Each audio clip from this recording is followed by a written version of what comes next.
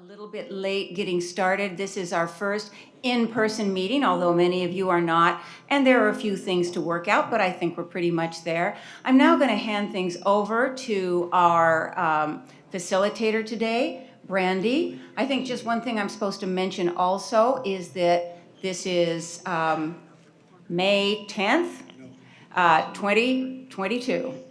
Brandy, you're on. Recording in progress. Wonderful. Thank you so much, Commissioner Billings-Young. So my name is Brandy Steffen, and I'll be the moderator or facilitator today here with the help Xin chào mọi người, tôi là Brandy Travis. And welcome to the first public hearing for the Charter Commission's proposed charter amendments. The primary purpose for tonight's event is for community members to provide testimony on the Charter Commission's proposed charter amendments. And so we just want to go through some logistics really quickly. First of all, we are recording this meeting and the recording will be posted online.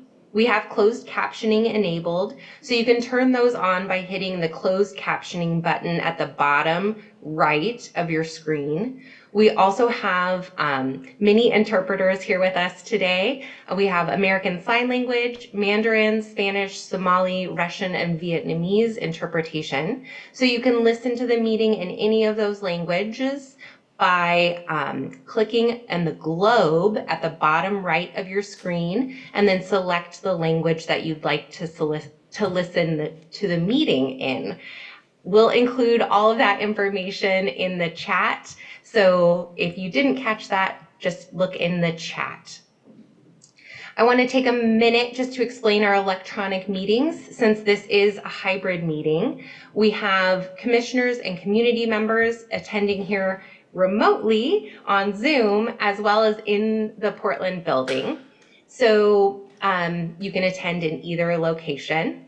The commission has made many venues available for you to listen: Zoom, in person at the Portland building, and a recording on the website. So thank you all for patience as we manage our first of three hybrid meetings. So really quickly, our rules of conduct. In testifying, please state your name for the record, declare if you're a lobbyist, and if you're representing an organization, please identify it. You'll have 3 minutes to testify, and you'll be able to see a timer, and we'll let you know when you've reached that time frame. We want to allow as many people to participate as possible, so please adhere to that timing.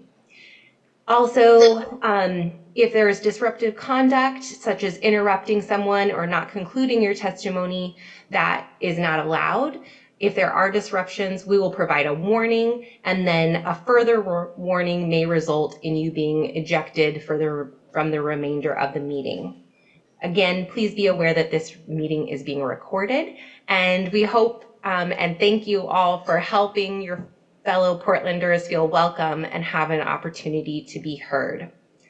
So for our agenda tonight, we're going to give you an overview, which I just did, of the rules of conduct. Then the commissioners will provide some opening remarks before an educational presentation to give you an overview of the commission's current proposed reforms. Then we'll open up to public testimony from community members, both in person and virtually. And then we will close our evening with some remarks from commissioners and remind you all of further opportunities to provide comments. Just as a reminder, those other comment opportunities include this coming Thursday, May 12th from 6 to 9, as well as Tuesday, May 17th from 6 to 9. Those are hybrid. And the last one will be in person only on Sunday, May 22nd from 12 to 3. All of that information is on the website, and you can submit public comments at any time by emailing charterreview@portlandoregon.gov or calling 311 or mailing written comments to Charter Review, Office of Management and Finance, 120 Southwest 5th Avenue, room 901, Portland, Oregon, 97204. And the public comment period closes at 5 p.m. on Monday, May 30th. So now I'll pass this over to Commissioner Lewis to share some remarks. Good evening, everyone. My name is Brian William Lewis, and I serve on the Charter Commission. I'm grateful to be here with all of you, and thank you for your time and giving us so much feedback this evening.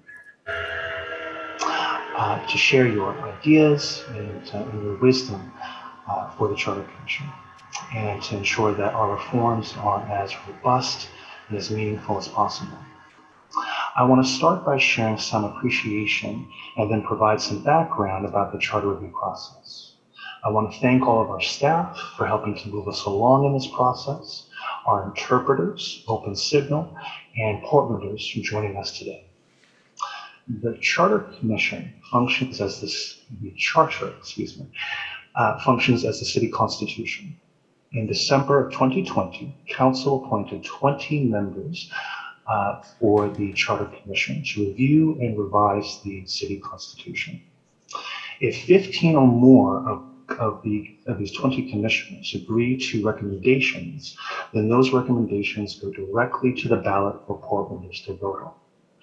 It is only by a vote of Portlanders that the charter may be changed. Last summer, the commission decided to approach the charter review in 2 phases, meaning 2 sets of issues and 2 different election cycles. The first phase that we are in now is focused solely on 2 issues, and that is form of government and elections. The second phase, which will begin this summer, may consider additional reforms. Phase 2 recommendations will be voted in December of 2022 and referred to a 2023 ballot.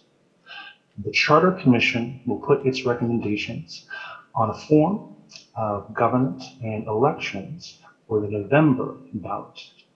The Commission prioritized the November 2022 election because it is this election that has the highest voter turnout during the time that this commission will be doing its work. And the commissioners believe that most Portlanders should be able to participate in creating these foundational reforms. To qualify for the November ballot, the commission's recommendations must be referred no later than early July due to state law.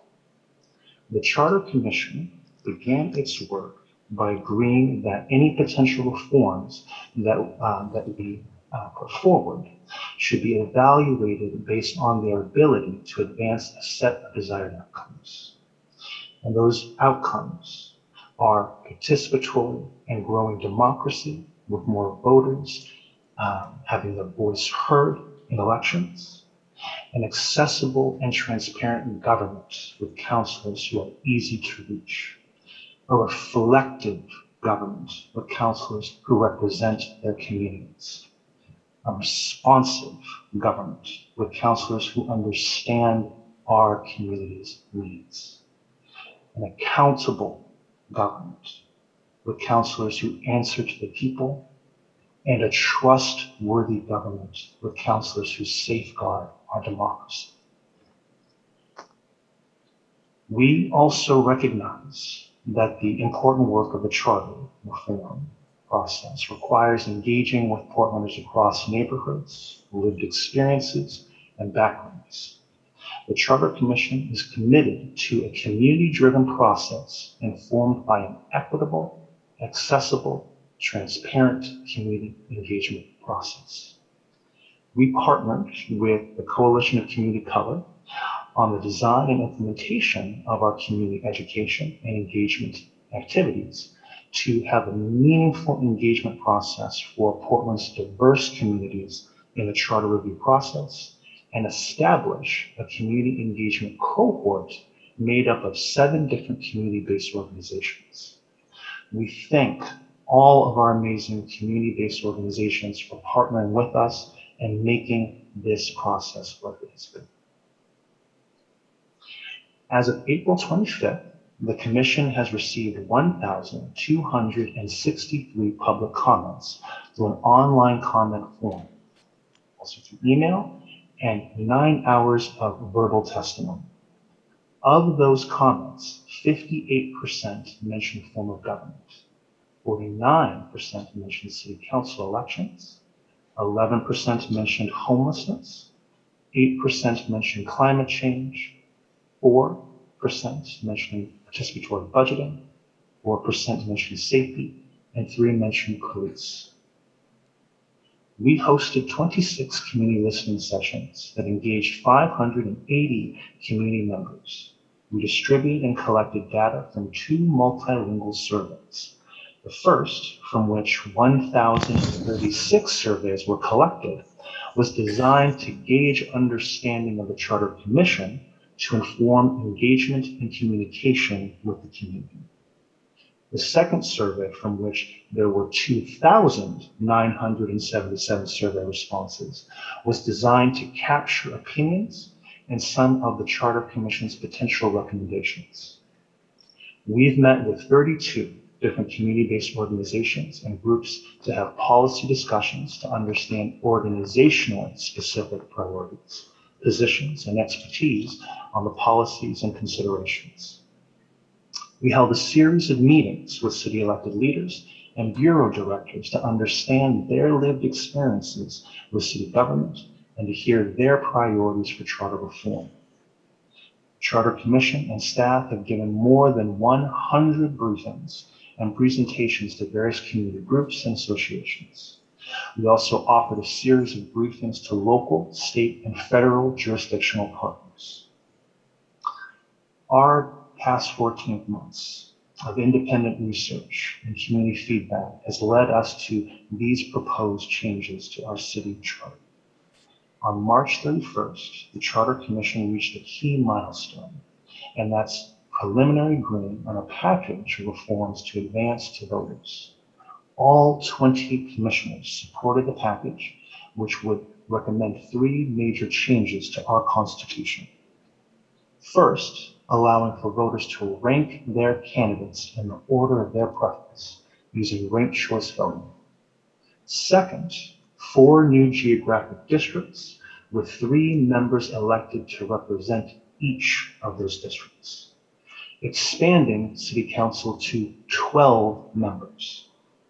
And third, a city council that focuses on setting policy and a mayor elected to citywide run the city's day-to-day operations with the help of a professional city administrator, commonly known as a city manager.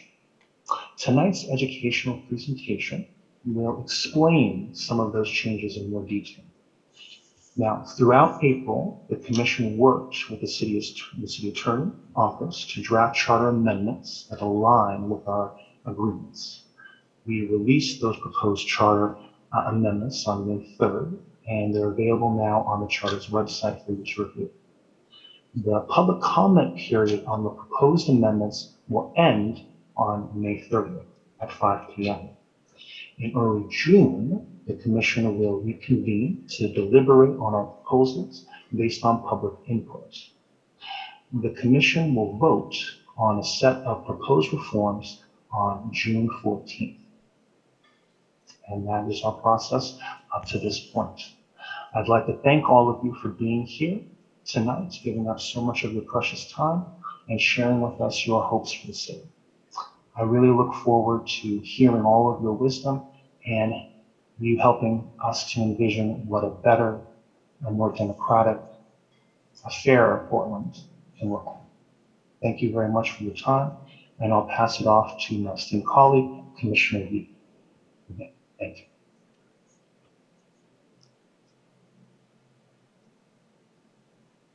Good evening, everyone. Yes, my name is Robin Yee, and I'm a Portland Charter Commissioner. We have a hopefully less than 20-minute presentation about the Commission's proposed charter reforms. We'd like to run through just a level set before we hear from you in the public. I will try to be quick, but also speak at a speed which our interpreters can do their job and make sure they communicate. So next slide. Or we can start sharing slides. I hope people can see that. We have a presentation up.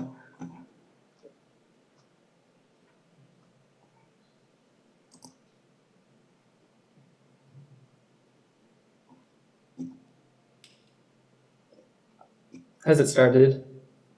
I don't see anything on my end. 1 second. Okay.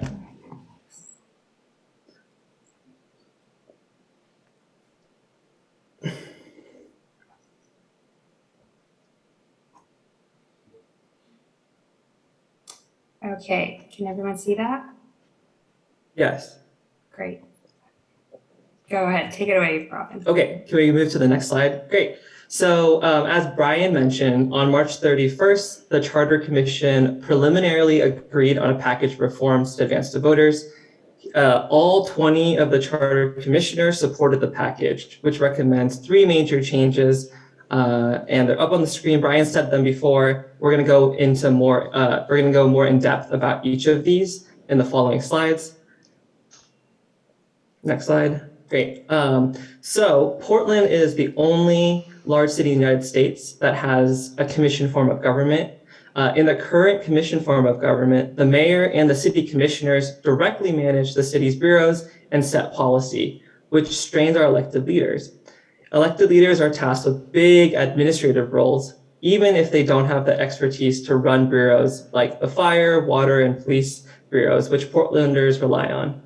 Bureaus cannot make long-term strategic plans to serve the city because the leadership of the bureaus can change at any time after an election, and they usually do, or if the mayor decides to reassign them at any point. Because each elected official focuses on their individual bureaus, our city lacks a uniform vision to address current challenges. Our elected leaders are also not as accessible to Portlanders because they are weighed down by the day-to-day management of city bureaus. When our elected leaders are not accessible to the community, there is a lack of understanding of what the community needs. Portlanders have told us that they want to make structural changes to the city government so the city can better address the issues we face. The Charter Commission agreed. Next slide. So under our proposal, City Council will no longer directly manage city bureaus. City Council will focus on making... Can you guys hear me? Yes, whoever said that, we can. Was that one of our interpreters? Yes, go ahead, Robin. Okay. Sorry. A mayor elected citywide will run the city's day-to-day operations with the help of a professional city administrator. So this structure of government is called a mayor-council form of government. In the mayor-council form of government, the roles of city leaders are clearly defined so Portlanders know who to hold accountable. It also ensures our elected leaders are accessible to the community and have time to build meaningful relationships with Portlanders and make policy. If the proposal is adopted by voters, a mayor will no longer serve or vote on the city council. One city councilor chosen by their peers will serve as council president and preside at council meetings. The structure has a separation of powers that lacks in our current system. City council will make the laws and a mayor will carry out those laws. 7 councilors, which is 50% of the council plus 1 vote, will be required to pass legislation. The Charter Commission is also recommending that we add a provision to the charter on budgeting.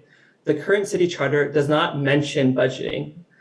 So a mayor will be responsible for proposing a budget no later than May 5th of each year. City council will function as the budget committee and is responsible for approving each year's budget. So the city resources can only be spent in conformance with the budget approved by city council.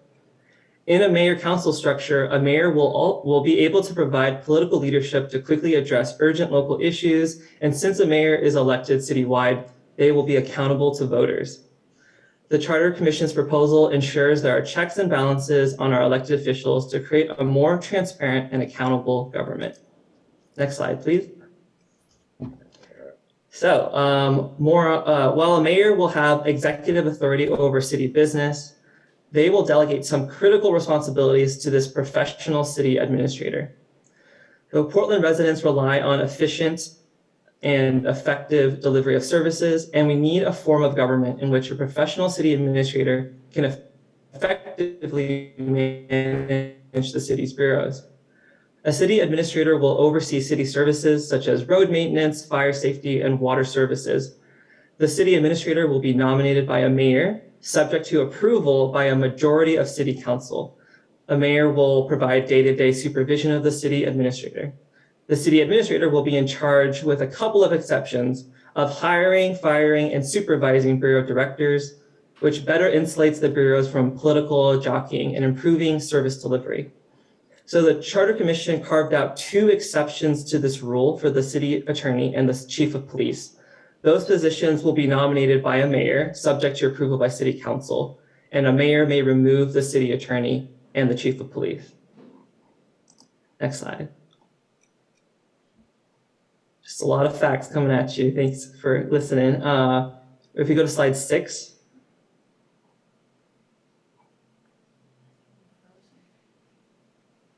I think we're going to take 1 second. There's a quick mess up with the slides. If you give this a Sure. 1 minute commercial break, yeah. Okay, that should be slide 6 for you, Robin.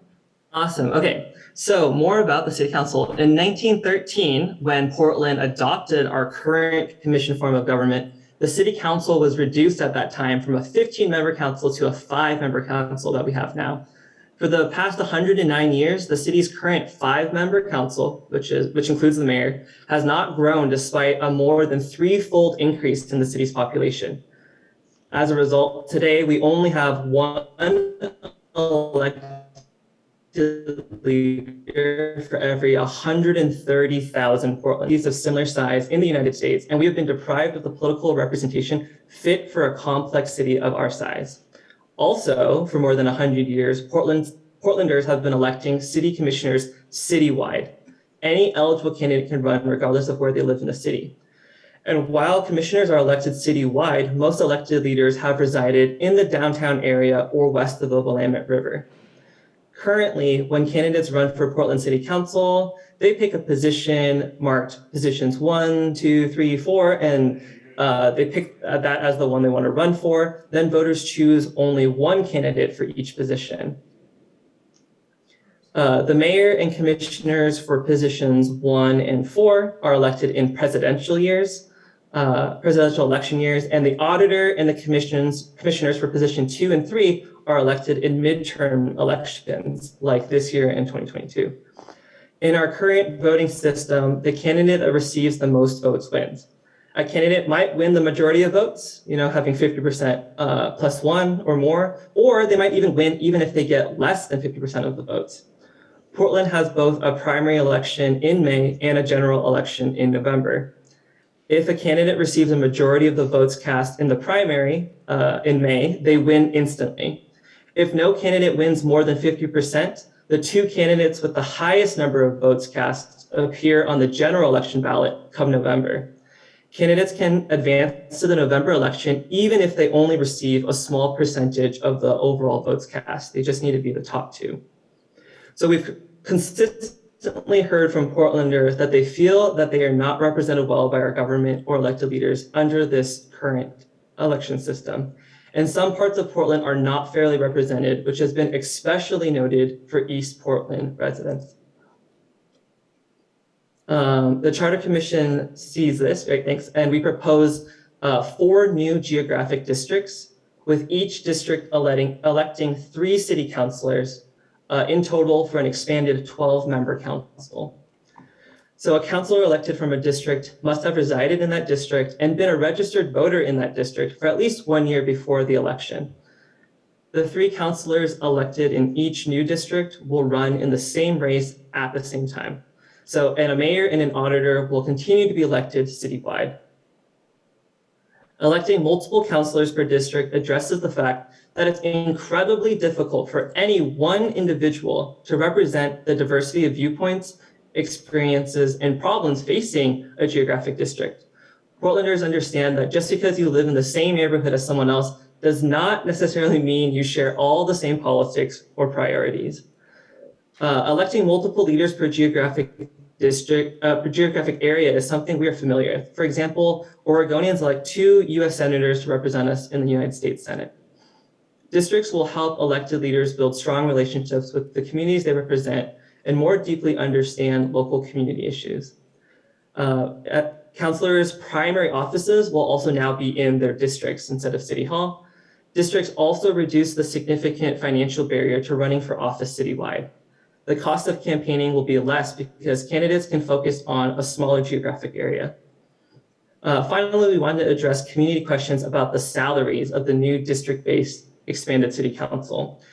The city's current charter is silent about salaries, leaving city commissioners to set their own salaries when they vote on the budget.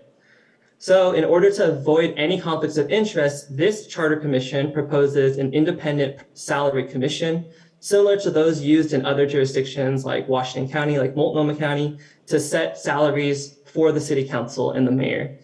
The 5-member salary commission will be composed of qualified human resource professionals with compensation experience, and they cannot be City of Portland employees, elected leaders, or candidates. And these salaries will be evaluated and set every 2 years.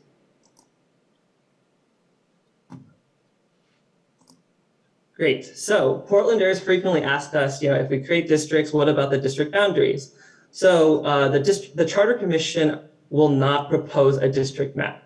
We believe the districting process should be undertaken by another really smart, independent community body with the time and resource necessary to robustly engage Portlanders. If voters approve the measure this November, we expect the districting process to begin immediately.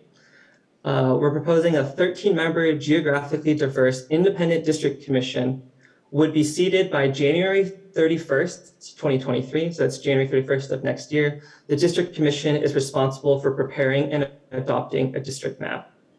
The district commission will be required to engage Portlanders. The district commission must hold a citywide public hearing early on in its process to engage Portlanders in the districting criteria, and then it must hold at least 2 public hearings in each proposed district before it votes to adopt the district plan. The plan itself has to be consistent with state and federal laws. The district commission must ensure that each district, as nearly practical, it's in one connected piece, that it utilizes existing geographic and political boundaries, that it keeps communities of common interest together, that that each district is connected by transportation links, and importantly, it's of equal population. And the district commission could add other additional criteria to help inform its work. Okay, great. So now we're going to talk about ranked choice voting, which is the final component of what we'll talk about tonight. Ranked choice voting is a voting method that allows voters to rank the candidates in their order of preference. In the example, you see candidates are being ranked first choice or second choice, third choice, and so on, for as many as voters care to offer a preference.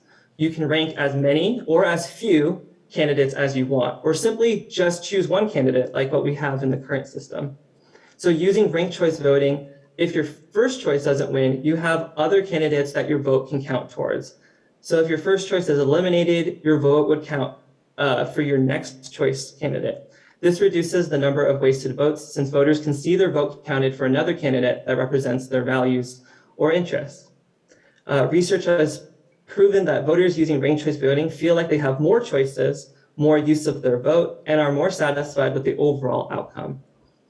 And as of November of 2021, of last year, 43 jurisdictions across the United States used ranked choice voting in their most recent elections, including Oregon's own Benton County and as large as New York City with over 8 million people. Another core benefit to ranked choice voting is that it allows for decisions in one election, eliminating the need for May primaries for city elections. So eliminating May primaries ensures that more Portlanders can elect their city council during one election with much higher voter turnout. Recording stopped. Recording in progress. I'll just finish up this thought as we get the slideshow back up. But the commission is proposing that we continue to elect city leaders every 2 years. So a mayor and all councilors in 2 of the districts will be elected in presidential years, and the auditor and all the councilors in the other 2 districts will be elected in midterm elections like this year, coinciding with the Oregon governor's race.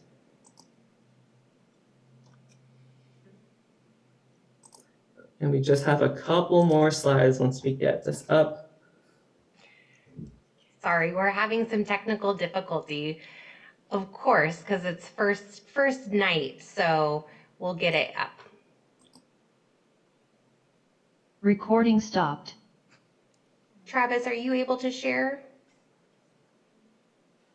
I think we're on slide 10.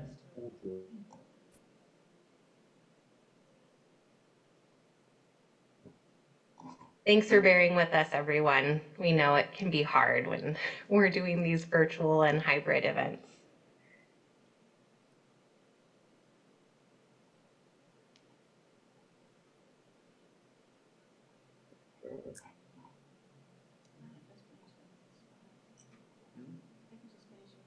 Can you see that, Commissioner Yee? I can, yes. And if you move to slide 10, we'll pick it up from there. Great. The beauty of online is if you don't like what I'm saying or you don't like hearing my voice, you can just mute me. It's great. I'm not seeing it advance. Moved for me. Yeah, I only see slide 1. We want to be at slide 10.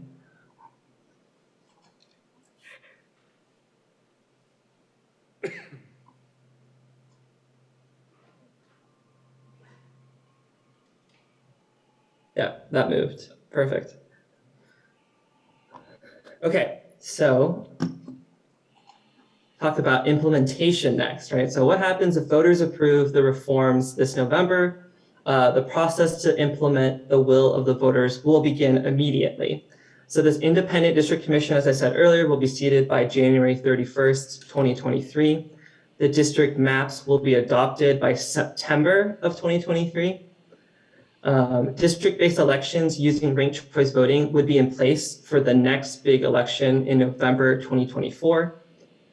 A mayor and a new city council that's elected in November 2024 will enter office January 1st, 2025 into the new form of government's roles and responsibilities. The city will need to develop a detailed transition plan and allocate funds to implement the reforms, and they have already started that process. The city budget office currently estimates that the ongoing cost of the entire reform package to be between 2.7 and 10.2 million annually, or between 0.4% and 1.6% of the city general fund discretionary resources.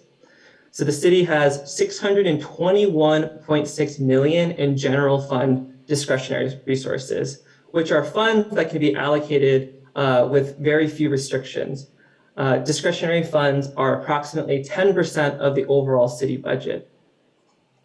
So the budget office estimates don't consider any potential cost savings of the reform package that may be achieved through the consolidation of bureau functions and streamlining the city's organizational structure and delivery of services. So it doesn't account for those long-term potential cost savings yet.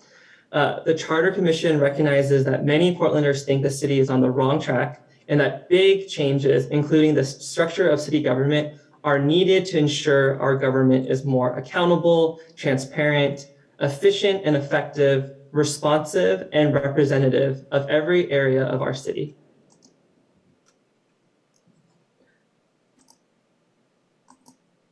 Next slide. So this is where you all can come in, and you're already doing it by being here tonight and preparing to testify. So you can find more information about charter review at our website, www.portland.gov/OMF/Charter Review Commission. As a reminder, we will have 3 more public hearings after tonight. The next one is this Thursday in 2 days, May 12th from 6 to 9 p.m. The third public hearing is 1 week from today, Tuesday, May 17th from 6 to 9 p.m. And our fourth and final public hearing is 2 Sundays from now, Sunday, May 22nd from 12 to 3 p.m. And that will be hosted in person in East Portland. You can also submit public comments in any language, anytime by emailing charterreview@portlandoregon.gov. You could call 311, or you could mail written comments to Charter Review at the Office of Management and Finance. That full address you can see in that box there. I won't read it. The public comment period on the proposed amendments closes though at 5 p.m. on Monday, May 30th. So please get all your comments in, your multiple comments in by Monday, May 30th. All the public comments will be shared with the Charter Commission. And you know, I can vouch that I read every single comment that comes in. So after the public comment period closes, the Charter Commission will reconvene and deliberate based on what we've heard. The Commission will take a preliminary vote on June 6th and send a reform package to the City Attorney's Office for ballot title drafting. While the Commission's emphasis is on finding a cohesive package of reforms that fit together and make sense for Portland in 2022 and beyond, we will let the legal analysis determine what is legally possible for the November 2022 ballot under the single subject ballot measure principle. So we expect to take our final vote on June 14th with official ballot referral scheduled for June 29th. Again, after hearing all of that and you still want to stay engaged with the charter review, you can learn more about the charter review, our proposed charter amendments, or get involved in phase 2. You could sign up for email updates. You could submit written public comment. You come to virtual meetings, give public comment, and you could request a briefing from a commissioner or staff. We will talk to anybody who wants to listen, and you can engage us through one of our partner organizations as well. So I will stop talking. That concludes the presentation. I'll pass it back to the moderator and we'll get public testimony started soon. Thanks. All right, well, thanks for bearing with us as we had some technical difficulties, everyone.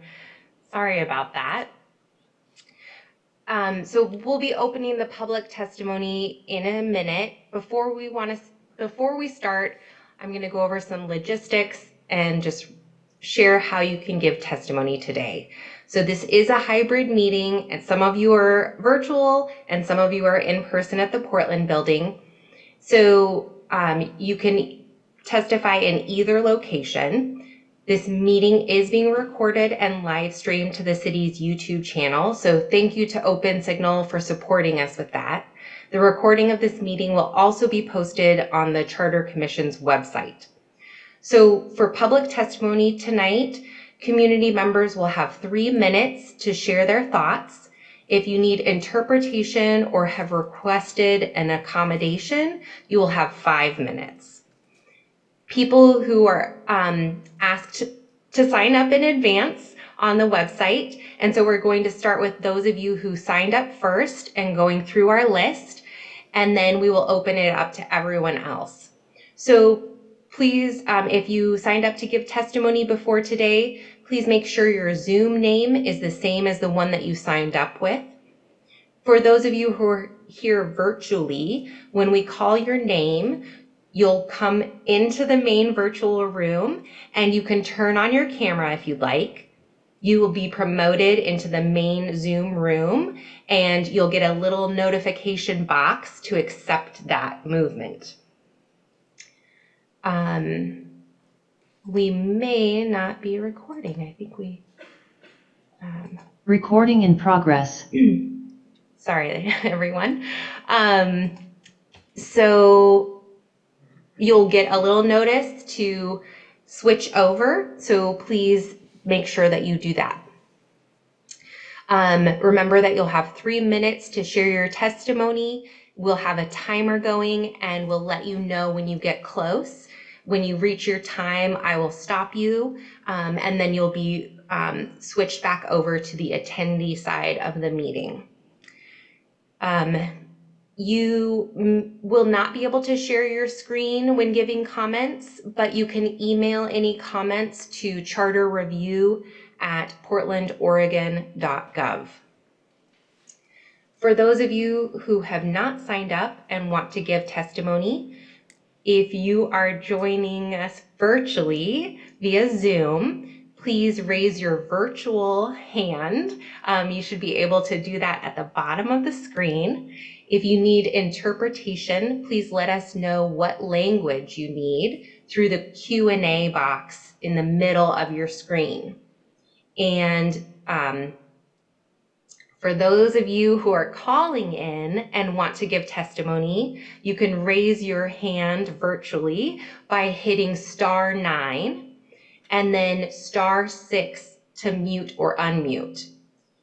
All of these instructions will be added to the chat. For those of you who are in person tonight and would like to give testimony, there is a charter staff member who will note your name and add you to the list. Please find them starting now if you haven't already, and they will help you sign up. So in just a minute, I will start calling names. We'll move you over if you're virtual, and you'll have 3 minutes to share your testimony, and I'll let you know when it's time to stop. Again, when you give testimony, please state your name, your zip code or neighborhood if you'd like to share that, and if you are testifying on behalf of an organization, please tell us that as well. Finally, I just want to make sure that you all follow our rules of conduct. If you're in violation, I will give you a reminder, but if the behavior continues, you will be muted or removed. So we want to make sure that everyone who has signed up has the ability to be heard. So I think that we are ready. We have about 16 people signed up, and we will go through our list. We will call you and put you over in groups of 3. So after that point, we will ask if anyone else wants to raise their hand and speak. If no one raises their hand, we'll take a 15-minute break and then reconvene to see if anyone else wants to testify. If after those breaks there's no additional community members who want to testify, then we will move on to closing remarks from the commissioners, and the Charter Commission will reconvene on Thursday of this week to take additional public comments. So now we will begin public testimony. I'll start calling people in groups of 3s. So when it's your turn, if you're on Zoom, please remember to hit that accept for the invitation to speak. All right, so our first 3 people to testify are Sol Mara, Anna Heinrich, who is in person, I believe, and Amy Dudley. So please remember to say your name, your zip code or neighborhood if you'd like, and if you're testifying on behalf of an organization. You'll each have 3 minutes. And Sol Mara? Is there a video option as well? I only see the microphone. If not, it's okay. Well, we can definitely hear you. And I saw a little picture. There you are. Okay, great. I will start your timer. Good evening, Charter Commissioners and members of the public. For the record, my name is Solmora. I use she and her pronouns, and I'm the Civic Engagement Manager at the Coalition of Communities of Color. CCC has worked alongside 12 culturally specific organizations to host a series of 22 community listening sessions to hear about the experiences, opinions, and aspirations that Portlanders hold about city government. The themes that we heard echoed the most were that 1, Portlanders experience many barriers to participating in city council elections. 2, Portlanders feel that the city government is not adequately responding to their community needs. 3, Portlanders are ready for a change to transform our systems of elections and government. Participants of our listening sessions also expressed support for ranked choice voting, geographic districts with multiple city council members, and a new government structure that ensures professional management of city bureaus and services. Today, I testify on behalf of the Coalition of Communities of Color in support of the package of reforms the Charter Commission has diligently created. This package of reforms works as a whole to create a more representative democracy and a more responsive city government. We are delighted to see the Charter Commission has listened to Portlanders and used community input to shape their recommendations. Ranked choice voting will give voters more meaningful choices to elect leaders that share their values and interests.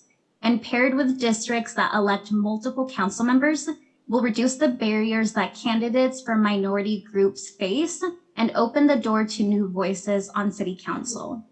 A mayor-council government with a professional city administrator will ensure that the administrative, legislative, and executive functions of the city are effectively run. Removing this managerial responsibility from the city council will allow council members to focus on building relationships with the communities they represent and creating policy that is responsive to community needs. This comprehensive package of reforms has been well designed to achieve an open and representative democracy and a responsive and accountable government. We are excited about the future of Portland and what these reforms can do. Thank you so much for the opportunity to testify. Thank you so much. Our next person to testify is Anna Heinrich. Hello. Since I'm first one speaking in the room, can I just confirm that the Zoom participants can hear me? Yes, great. Thank you. My name is Anna Heinrich, and I am from the Garden Home area, and I am simply a passionate believer in ranked choice voting. So I'm here to testify on ranked choice voting, just that particular part, since I'm not as familiar with the other parts of the charter. First, thank you for your service. I know thank you. It's time and energy that you're devoting into this. I want to talk about 3 different benefits that I personally believe in for ranked choice voting. The first one you've already mentioned in terms of saving us all time and money, because there won't be any more runoff elections that have to happen. Thank you for being responsible with our taxpayer dollar.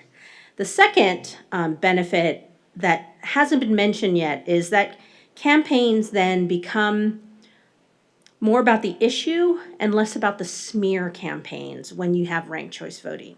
The reason for that is that if you're a candidate, you want to be somebody's first choice, but if you're not their first choice, you want to be their second choice. So therefore, you're going to avoid the smear campaigning and talk about the issues, so you become a candidate with specific issues that might appeal to a wider variety and potentially get those second choice votes. I think that's a good benefit for me as a voter. It's certainly a good benefit for all the voters, and I think it's also a benefit for any of our elected officials, because I've talked to some elected officials and they never want to be a part of a smear campaign, whether it be for or against. So I think that's a benefit to all of us. And then finally, the third point that I want to make that hasn't been mentioned but has been hinted at is that government trust can be increased with ranked choice voting. If you look at some of the research, ranked choice trust in governments is correlated with the number of parties in the system. And we effectively are basically a 2-party system because of the way that we vote. As you may know, if there's an additional party that comes into play, oftentimes they get a smaller amount of votes, and people feel like they're throwing away their votes because that candidate doesn't get enough, and then it sways it to where a candidate can potentially win an election with less than the majority. Well, ranked choice voting gives the opportunity for those other parties to have a viable candidate in the race. And so if we have more trust in our government, then I think that's something we definitely need in these days. And I think that's a benefit to us as community members and voters, and again, also for our civil servants like yourself who are giving time and energy to create a better society. So thank you again. You can note that I am definitely in favor of ranked choice voting, and thank you for your service.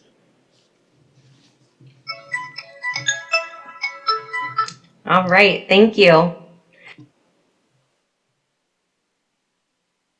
Randy, you're on mute. Oh, Hitting too many buttons. Our next person to testify is Amy Dudley. Amy, were you able to? Yes, there you are. We can see you, but not hear. Thank you for the opportunity to testify today in support of the proposed reform amendments from the Portland Charter Commission. My name is Amy Dudley, and I live in Southeast Portland in the Creston-Kenilworth neighborhood with my partner and our 2 children. I moved to Portland in 2000 and was hired as a neighborhood organizer at Southeast Uplift for 4 years. And there I learned the proud history of organizers who defeated the expansion of Powell Boulevard into the Mount Hood Freeway in the 1960s and established a pioneering form of neighborhood democracy through our neighborhood associations. From the outset, neighborhood and community leaders have fought for more direct access to decision-making, while the city's system of civic involvement has been critiqued as not being representative enough. Both are right. For too long, the city has shied away from making the substantial changes needed to truly commit to neighborhood democracy on the scale and with the resources and power required to engage the full diversity of our city. This proposal to create geographic districts with multiple representatives chosen through ranked voting is a key part of the solution to our lack of representation and accountability that have constrained our city. These proposals mean every voter has the chance to select more than one representative in the order that they most support them. For my family, that means that we could support someone who lives by Powell Boulevard and understands how important that thoroughfare is to our community. We could also support a parent with kids in Portland Public Schools who understands those communities. And we could also support someone who's young, who's committed to climate action, maybe someone who's gender diverse and leading a new generation of Portland youth activists that would inspire and relate to my teens. There would be enough room to represent more of who we are as a city, to make sure our policies are grounded in the needs and experiences of our beautiful and diverse city. There is so much talk these days about what's wrong with Portland, and this is a chance to do something right, to expand the leadership and engagement in our city. And that's a lifeblood that can sustain us through these challenging and divisive times. Our family took a brief hiatus away from Portland and lived in Nashville, Tennessee for 3 years before returning in 2020. We couldn't stay away and we're thrilled to be back home. It isn't often that Tennessee leads Oregon, but the city council in Nashville is inspiring and big. It's elected geographically by districts. Anyone who wants to know and access their city council person can do so. Any policy that passes has to take into account the diverse perspectives of the city. Portland prides itself on our innovation, our legacy of community organizing, and our commitment to equity and democracy. It's time to take the next step by adopting the recommendations of the Charter Commission. Thank you all so much. Thank you, Amy. All right, our next 3 people to testify are Taffy Everetts, Tom Nielsen in person, and Carol Shesark. And I apologize in advance if I mispronounce anyone's name. So Taffy Everetts, hopefully you saw that box. Okay. I see you're moved over, so just make sure you unmute. Okay. Hi, can you hear me? We can hear you, yes. Okay, hi, my name's Taffy Everetts, and I live in the Kenton neighborhood in North Portland. I've read the Charter Commission's 5th progress report and agree with your 3 recommendations: ranked choice voting of city commissioners, clarifying the legislative role of the city council and enlarging it from 4 at-large commissioners plus the mayor to 12 commissioners elected in 4 districts of approximately equal population, and removing the mayor as the legislative council member. And 3, clarifying the office of mayor as an executive who runs the city with the help of a professional city manager. Those are great ideas. I would like you also to consider emphasizing the outcome of efficiency in city government, in addition to accessibility, transparency, reflection, responsiveness, accountability, and trustworthiness. I think I think all Portlanders need a city government that gets things done. And I have a question for you. In your progress report, you mentioned that you met with all bureau directors except one. And I'm wondering which one did you not meet with and why? And to conclude, I'd like to thank you for all your hard work and inclusion efforts. Thanks. Thank you. All right. We will go to Tom Nielsen.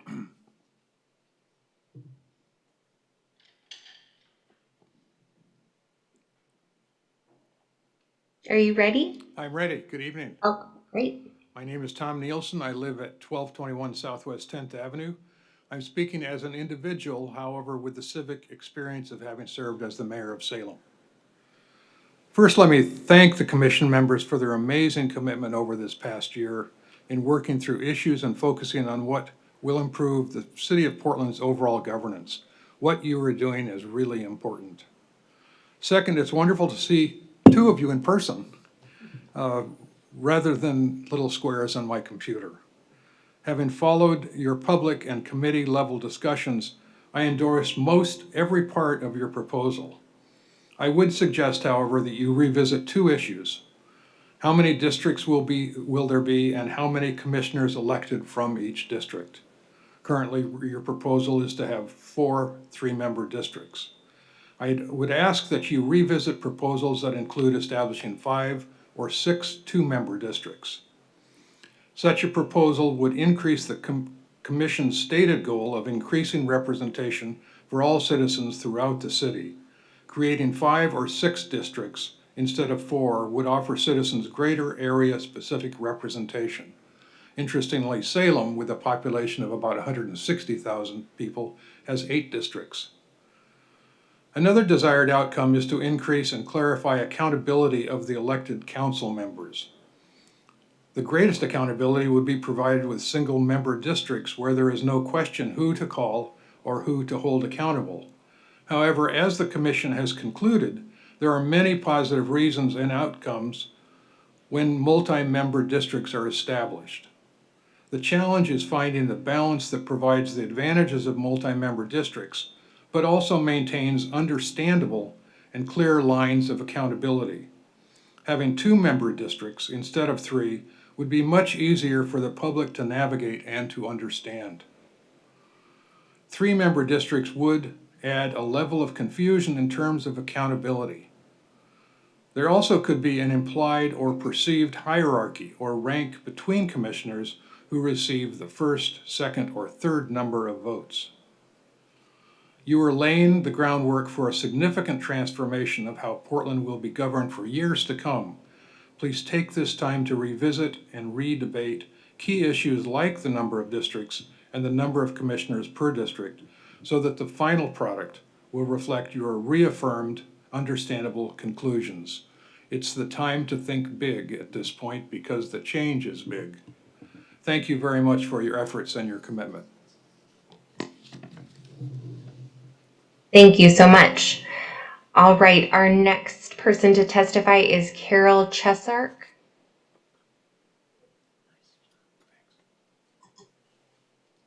All right, Carol, hopefully you see that little pop-up box.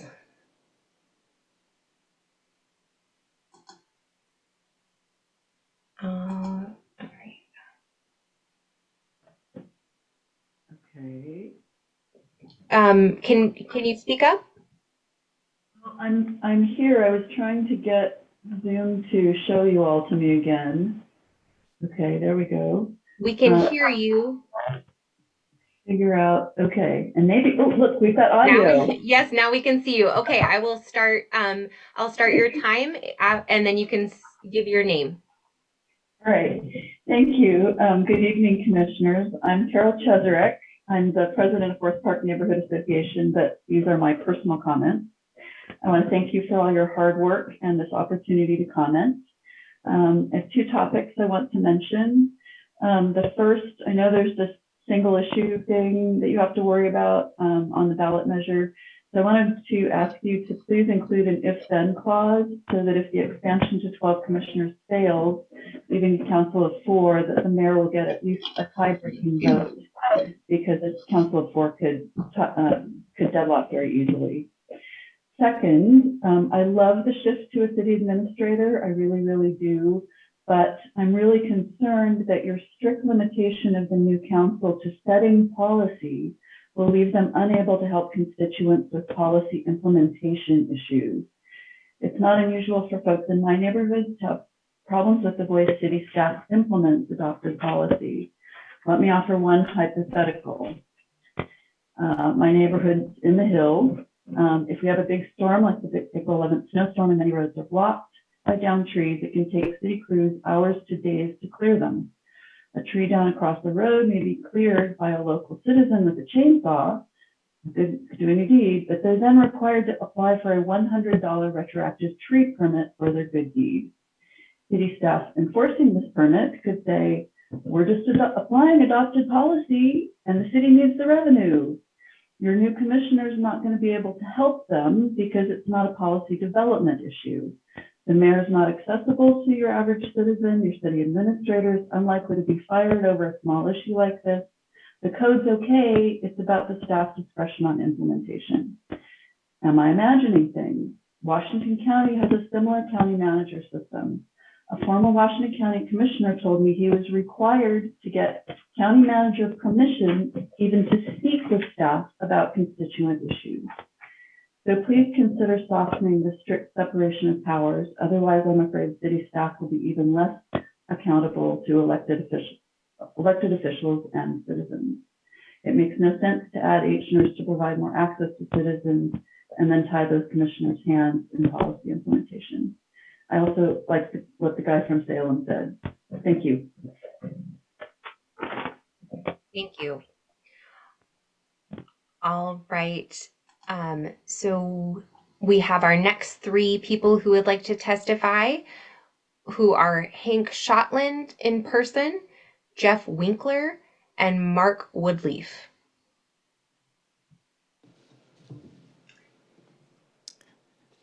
Hi, I'm Hank Shotland. Before I get started, Sophia, is it possible to share that PDF file that I sent you up on the screen? Thank you. Oh, sorry. I think tonight we won't be able to share slides. I misunderstood. Okay. Hi, my name is Hank Shotland, and I'm here in support of multi-member districts. I think Robin did an excellent job in highlighting the major factors that are driving the adoption of multi-member districts. In particular, it's a key factor moving to a proportional representation improvement for Portland City Council. But there is the accountability issue that's also been raised, so I'm going to speak to those too. So first, I'd like people on the call to do a little bit of a thought experiment. Imagine that you're a first-time candidate for office, and imagine you win. So if you are in a single-member district setup, all of a sudden you are representing tens or maybe hundreds of thousands of constituents, and you've never done it before. Second, your constituents have just one person to go to, and you have to not only service their needs, but you have to figure out which committees to spend your time on, which bureaus to become familiar with. It is a very heavy lift the first time through. In addition, the other folks who have been elected in their single-member districts are all struggling with the same thing. So you've got a group of people who are doing their best, but are you really going to be able to deliver on your campaign promises and come through for your constituents, or will it be a struggle? So one of the things that multi-member districts does is it opens the door for collaboration, and in particular, it allows multiple representatives for the same district to share the load. You can collaborate with them. You can bounce ideas off of each other. You can work through the knotty problems that come up, and maybe even share the load on what committees you'll attend to benefit your district. in general, it's pretty well known that when you get small teams like this working together, that there's a lot of synergy. And there's a saying, none of us is as smart as all of us. And it's very true for these kinds of environments. It's a funny thing, you know, people are really wired for collaboration. And it's also been shown by a number of studies that outcomes are better when more people participate than when people try to wing it and come up with solutions by themselves. And so for those reasons, having multiple representatives, even though it's somewhat unusual in municipal councils, is really, I think, the key to success, not just for the purposes of proportional representation, but to give the people that we vote for a chance to be more successful in their jobs. In summary, there are no perfect systems for district-based. I think the multi-member districts have enough upside that outweigh the concerns, and the accrual of benefits to the representatives will help them help us. Thank you. Thank you so much, Hank. All right, Jeff Winkler. Hopefully you saw that little box.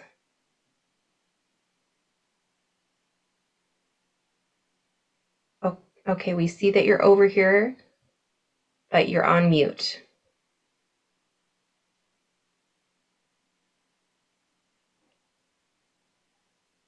Okay, can you hear me now? Yes, we can. Thank you. Hi, thank you and good evening. My name is Jeff Winkler. I live in the Rose City Park neighborhood in Northeast Portland with my wife and 2 school-age sons. And I'm also a city employee and a member of PEACE, Public Employees Acting on the Climate Emergency. We're a group of city employees advocating for city leadership to take immediate, radical, and massive action to address climate change. Because nothing else will matter if we don't, and we waited too long as it is. But tonight I'm speaking for myself. I think the proposed phase 1 reforms are a step in the right direction, though I'd like to see council members elected along the lines of established neighborhood boundaries. So I'm not convinced that 4 is the right number of districts, nor if 12 is the right number of council members. So I think we're putting the cart before the horse to some degree.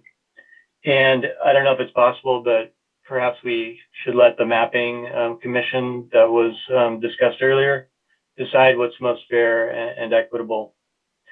And that's because I think any way you slice it, with only 4 districts, you're going to end up probably still favoring, you know, wealthy white establishment people, which is probably the last thing we need at this point.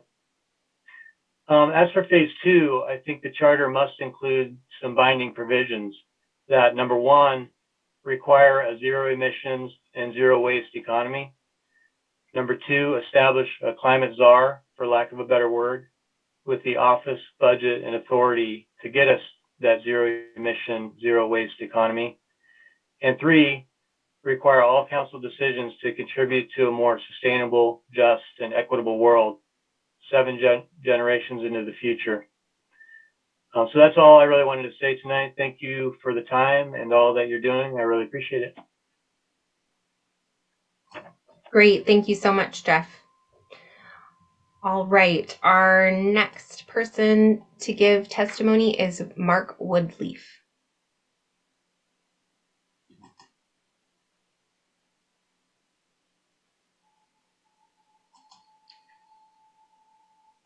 Okay, it looks.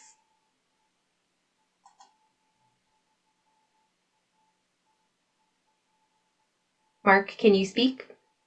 Hi there. Yeah, thank you.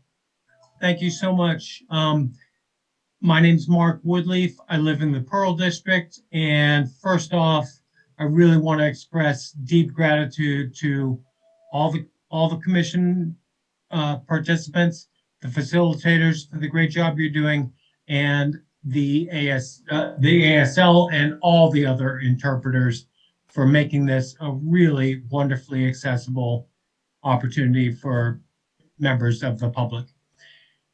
I am here raising my voice in support of 350 PDX and 350 PDX is a youth-led, climate-focused group, and that's what I want to, as you go through this process, I know you've put so much time in, and there is so much more time to go before November.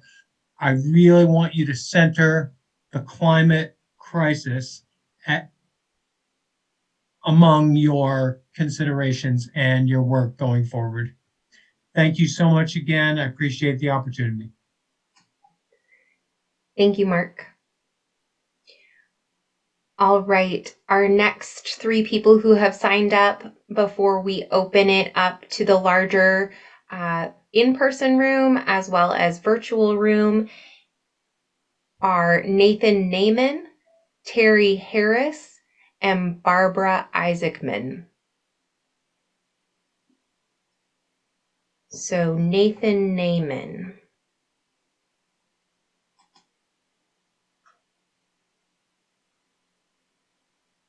Are you able to? There you go. How does that work? Great. We hear you. I will start your time. Thank you very much. Again, my name is Nathan Naiman, and my zip code is 97239. I am not representing any organization, just here as a resident of Portland, and I appreciate the opportunity to offer my input.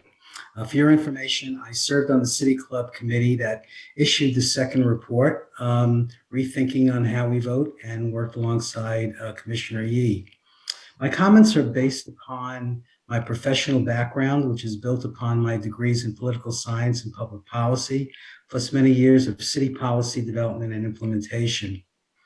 The Charter Commission's recommendation to limit the role of the Office of the Mayor solely to run the city's day-to-day operation with the help of a professional administrator, I believe is severely flawed. Shifting to a new government structure in which the city council can focus on passing laws and limiting the mayor's role, who, by the way, would be the only citywide elected official, would not lead to a more responsive government. And in fact, I think it will ensure that one branch of government can become too powerful. You've noted in the opening statements the intent to address the separation of powers, but have neglected to address the system of checks and balances. The system of checks and balances of government was developed to ensure that no one branch of government would be too dominant. The framers of our Constitution built a system that divides power between the three branches of government and includes various limits and controls on the powers of each of those branches. The idea that a fair and just government must divide power between the various branches did not originate in the Constitutional Convention, but it has deep philosophical and historical roots. By not allowing the Portland's mayor to have a role in policy development, the city council has the potential of abusing its power and becoming omnipotent, since the only check would be to bring costly lawsuits against the city through the judicial system. I'd urge the Charter Commission to consider amending its current recommendation and give the mayor veto power as his or her check on the city council. Once the city council has passed a bill, the mayor would have the power to veto that bill, and in turn, the city council could override the veto by a 2/3 majority. I think that with this addition to the Charter Commission's recommendation, the residents of Portland can be assured that each branch of government would have a check of the power of the other branches and ensure that the power is balanced between them all. Thank you very much for the opportunity to speak this evening, and I will look forward to watching your continued success. Thank you. All right, our next person to give testimony is Terry Harris.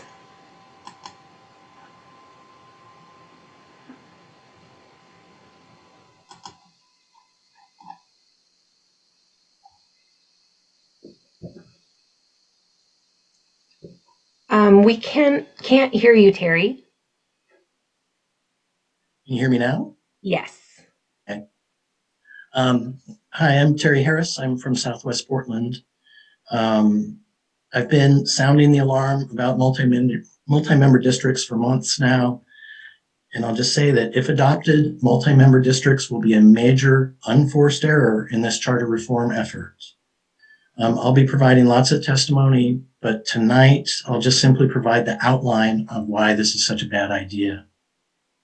First, with only 4 Portland districts, the districts are way too large. Keep in mind the fundamental purpose of district-based representation is that council members can focus on the problems in the district. In district-based representation, each council member represents the entire district. All the neighborhoods, all the schools, all the potholes, all the roads, all the streets, the sidewalks, the trees needing attention, all the encampments, all the crime, all the drugs, all the trash and dumping sites, all the traffic and parking problems, and all the legislative priorities. But these districts are so large that no council member will be able to attend to neighborhood level concerns of the entire district. We already have this problem, and this proposal isn't going to solve it. Second, multi-member districts run counter to the urgent access, accountability, and responsiveness problems that we have currently. There'll still be no single council member to call. It's going to be too easy to deflect responsibility and hide behind the other council members. There's no way to divide the work. And because council members run against each other, the political incentives with the district are misaligned. This is what ultimately led Baltimore to reject their failed multi-member districts by referendum.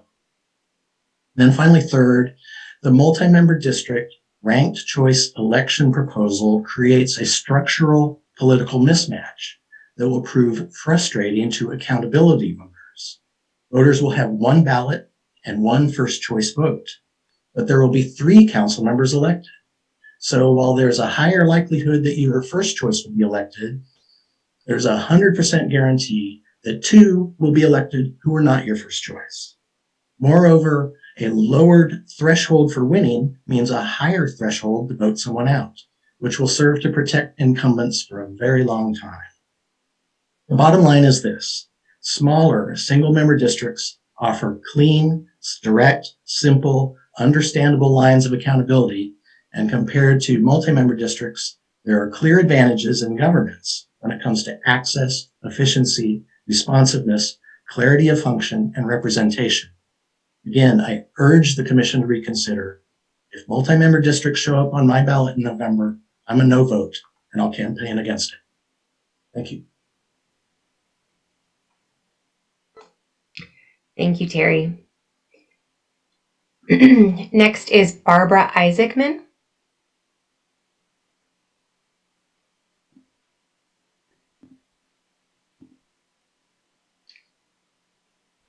Okay, can you see me? Yes. Yes, we can see and hear you. Great. Good evening. My name is Barbara Isaacman. I am a retired attorney. I've lived in Portland for a number of years. I used to live in Minneapolis, Minnesota. And I presently live in South Waterfront. 97239 is my zip code. And I am here to second and third the remarks made by Jeff and Terry about the second proposal, the proposed change, which is the size of the city council. Minneapolis is like Portland in many ways. It's a little bit smaller than Portland is at the moment. We have 13 members of the city council, and each of them is located in a different area of the city, which makes it much easier for people, for constituents, to have a say in what is going on, to have their voices be heard, to get the assistance that they need.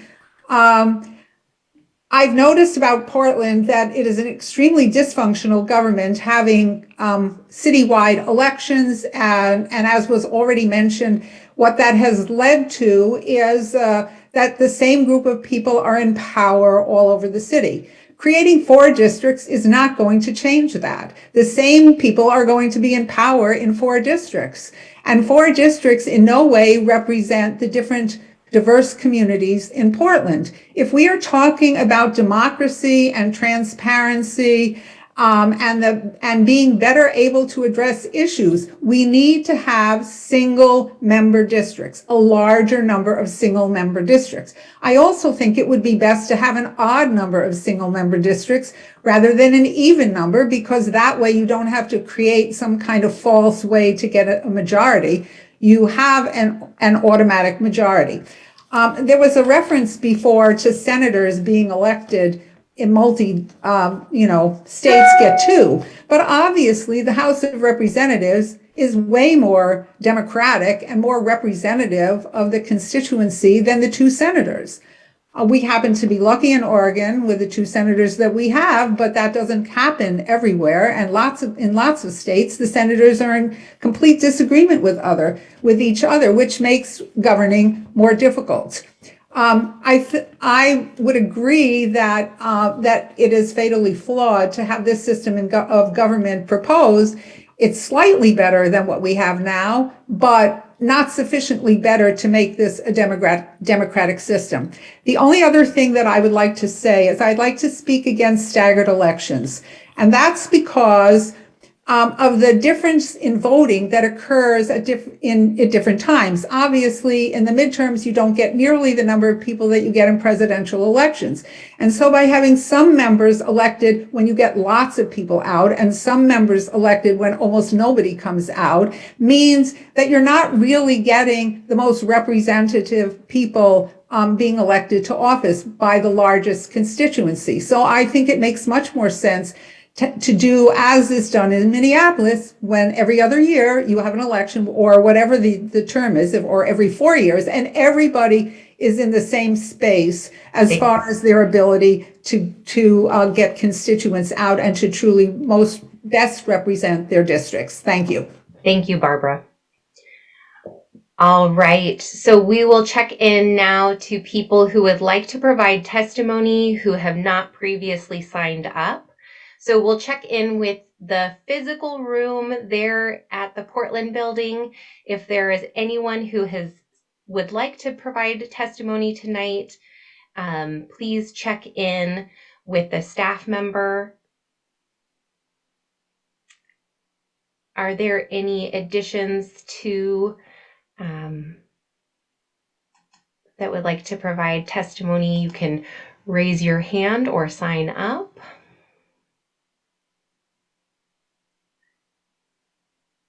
Okay. So just a quick reminder of what we have coming up for the rest of the evening. We will do, we'll check in here with the people in person. Then we'll ask if anyone virtually, excuse me, would like to provide testimony. Then we'll take a little break to get water, for example. And then we will check back in and let you have another round of testimony if there's anyone additionally. And then if there's no one else, we will wrap up for the evening. And remember, there are other opportunities to provide comments next Thursday as well as next Tuesday in a hybrid format. Great. So I see that there are two people virtually who have signed up, Mary Ann F. and Monica Corey. So we will go to you first.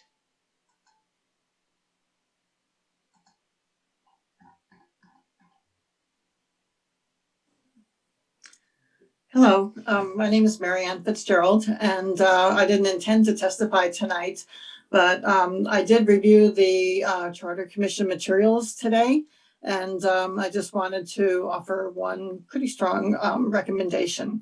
So I live in the Crestwood neighborhood in Southwest Portland, and I have been active in neighborhood issues for many years, but I want you to seriously consider the principle of the single subject ballot measure.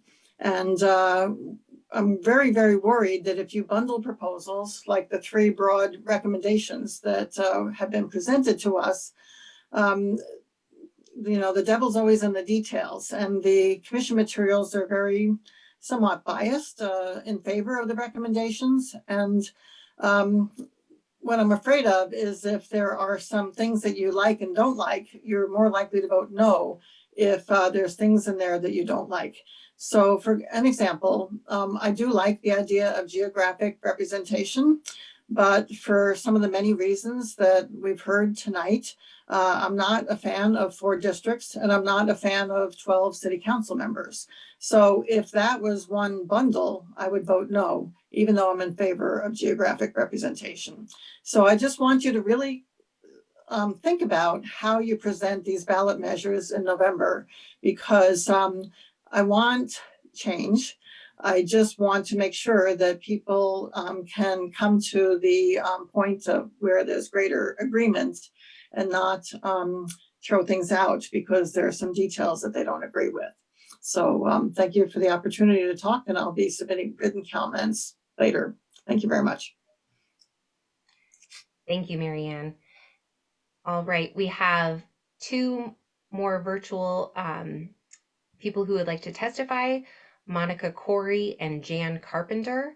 Again, if you would like to provide comments virtually, please raise your virtual Zoom hand there at the bottom. If you would like to provide testimony and you need an interpreter, then please type in the Q&A box in the middle of your screen which language you would like to provide testimony. And if you're calling in, please raise your hand by hitting *9. And then again, if you are in person, please sign up with a staff member there. So Monica Corey. Hi, can you hear me? We can. Okay, I don't know where my face is. I lost it here, but that's Saw okay. you for a minute. I know, that's so odd. Let me try one more thing. Okay. There you are. I want to echo what the woman just ahead of me, was it Linda who just said that about submitting written testimony. I want to underscore 4 people tonight who hit the nail on the head, in my opinion. I think Terry made an excellent case against the multi-member districts. I think you're going to create a committee in a big fiefdom, and you're going to create isolation, and there will be 1 or 2 strong, overpowering commissioners from every district, and somebody who won't be getting their job done and who will be frustrated, and it won't happen, and it'll be clumsy. I think Nathan's point about giving him the veto power to the mayor so that the mayor has some balanced opinion makes perfect sense.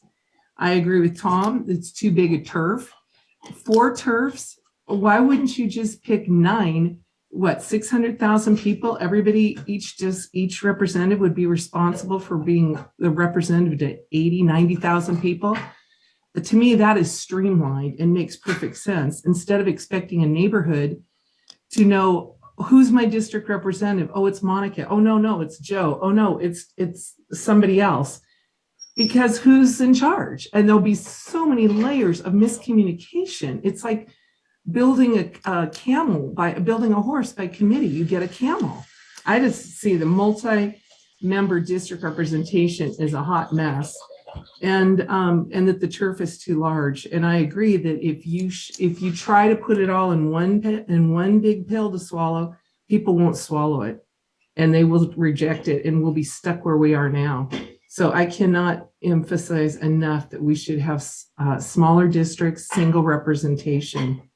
And then you have a representative who's responsive to their community, as opposed to if you have a bigger community, then the minority voices or the people who don't feel heard still won't be heard because there's just too much. But if you have one representative who has to be responsive to their community, they will have a relationship with everybody in their community. That's their job. That's what they're signing up to do. So this was terrific. You've done good work, but there's still big changes that need to happen. And I'm looking forward to documenting this. So thank you for the opinion or the opportunity to speak. Thanks, Monica. Okay, next is Jan Carpenter.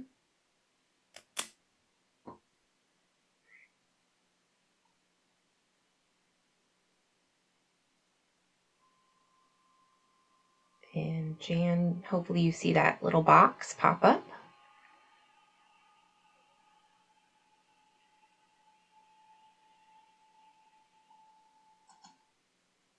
Okay, unmute, start video. Okay, great. We can see and hear you. Okay, I'm really not prepared with a presentation tonight.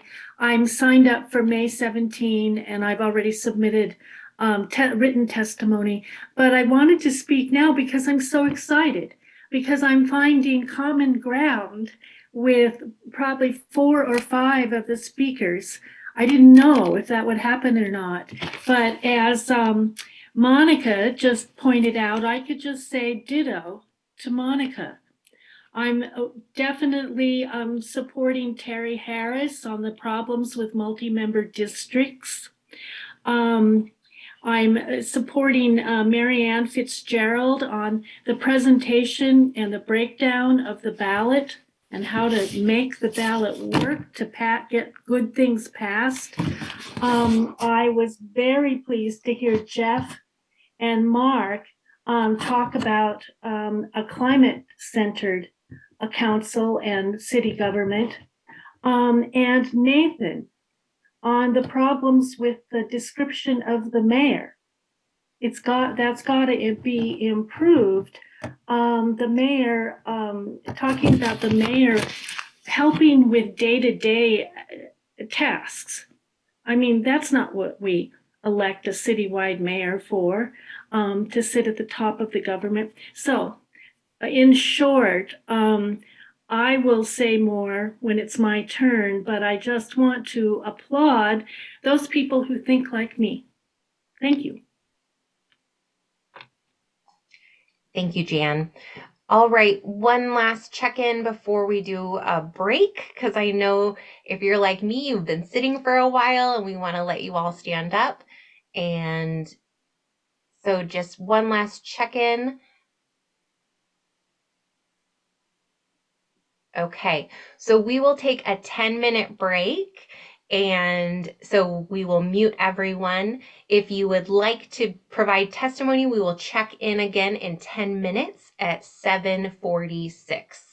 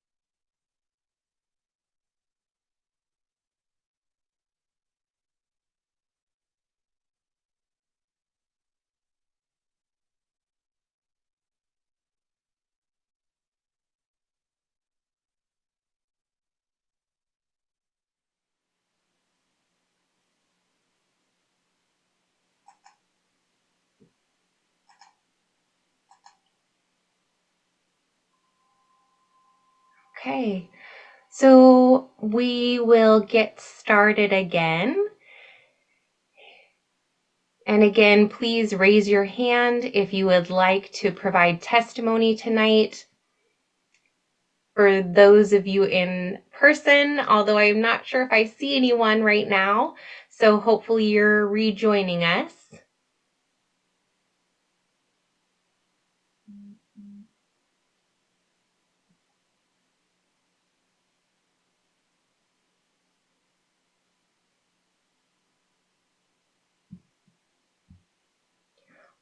All right, I see some people rejoining in person.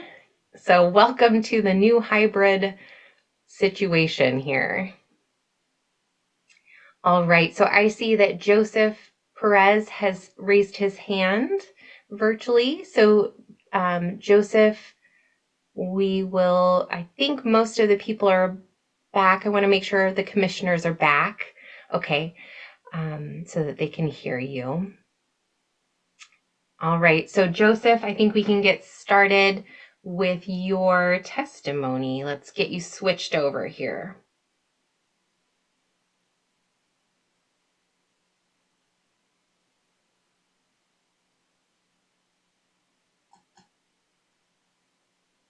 So that little box popped up.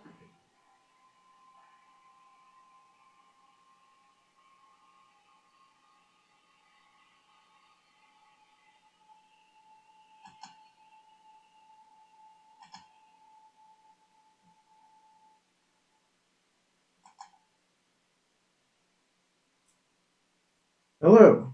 Okay. Hi, Joseph. Hello. Thank you. So my question has to do with money and politics. Have there been any comments to the Charter Commission here in this upcoming phase one, which I believe mentioned elections as well as the form of government? And so the question I really have is, how is the charter enabled or empowered to address the influence of money in mayor and council elections, and therefore the ensuing influence of money on mayor and council and their policy decisions? There are many governments that are beset with the influence of money and the way they carry out policy, especially in development of properties, with beneficial treatment toward developers, the influence of money on a variety of other topics in other cities, especially in council manager form of governments. I am not a native of Portland. I am a native of another city which does have a council manager form of government, and the many problems that have ensued from that are really specific to election finance and developers contributing large amounts of money to city council people, and therefore getting their way on zoning adjustments, on rezones, on transit-oriented development, and all those other things that conspire to keep an organization in a status quo kind of situation and not in a progressive situation to improve things for the people who don't have money and who are therefore not necessarily influential.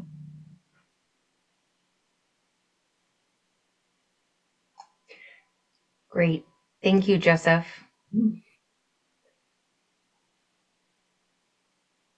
All right.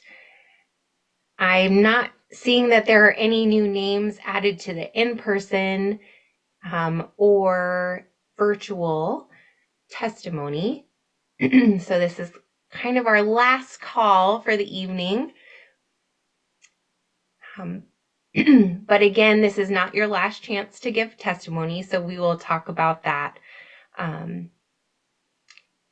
Okay, so I think this concludes our testimony for tonight, May 10th. Thank you so much for everyone who has showed up and provided testimony tonight. And we also want to say thank you to all the staff who organized this and made this possible. Thank you all for bearing with us as we've dealt with some technical difficulties. So thank you. And we will just end our meeting tonight by hearing some closing remarks from the Charter Commissioners. So I'll now pass that over, I believe, to Commissioners Kitchen and Osman? Yes, thank you. I'm Commissioner Debbie Kitchen, and I just want to thank everyone for making tonight possible. Thank you to all the commenters who came and shared your thoughts. And thank you to the staff and the facilitators and the interpreters. This has really only been, and the technical support. I mean, it's really quite impressive to be able to do this hybrid form and to have this opportunity for all of us to both hear your comments and for you to share your thoughts on the proposals that we have to date. I do feel like we heard a variety of comments. We heard support for many of the elements of our proposals. We heard concerns about elements of them, such as, you know, the multi-member districts or whether the mayor had a veto power or other elements of what we are proposing. And we really appreciate the very thoughtful comments that people made. And it is very clear that people have really studied this and thought about it a lot. And we appreciate everyone's comments very much. So I just want to say thank you, a strong thank you to everyone who came tonight and gave of your time and effort on this. I'm going to turn it over to Commissioner Osman to share her words. Yeah, thank you, Commissioner. I don't have too much to say since, you know, we want to keep it tight. I do want to say thank you and to everyone who testified today. Your feedback on your recommendation, on our recommendation is noted, and we hope to hear more of the public testimony throughout this week so that we can come together as commissioners to discuss it. A greater agreement is important. It helps when you show up. Thank you so much to our interpreters as well as our moderators for tonight. Yeah, and so I'm just really excited to be at this point. We've been working really hard and we've been hearing you all. And so thank you for committing the time to come today to testify. And I'll turn it to our moderator. Great. Thank you, commissioners. So we wanted to, excuse me, remind you that there are more ways for you to provide input. So again, we will have 3 more public hearings. The next one is this Thursday, May 12th from 6 to 9. And then next Tuesday, May 17th from 6 to 9 p.m. Both of those will be set up in the same format that we have tonight, where you can either be at the Portland building or on Zoom. And then the last meeting is on Sunday, May 22nd from noon to 3 p.m. You can also submit public comments by emailing charterreview@portlandoregon.gov. You can call 311, or you can mail written comments to Charter Review, Office of Management and Finance at 1120 Southwest 5th Avenue, room 901, Portland, Oregon 97204. So the public comment period will close on Monday, May 30th at 5 p.m. So please be sure to submit your comments in whatever way before Monday, May 30th at 5 p.m. And I would like to say thank you again one more time for everyone for showing up tonight. And I will turn it back over to Commissioner Gillette to close out the public hearing.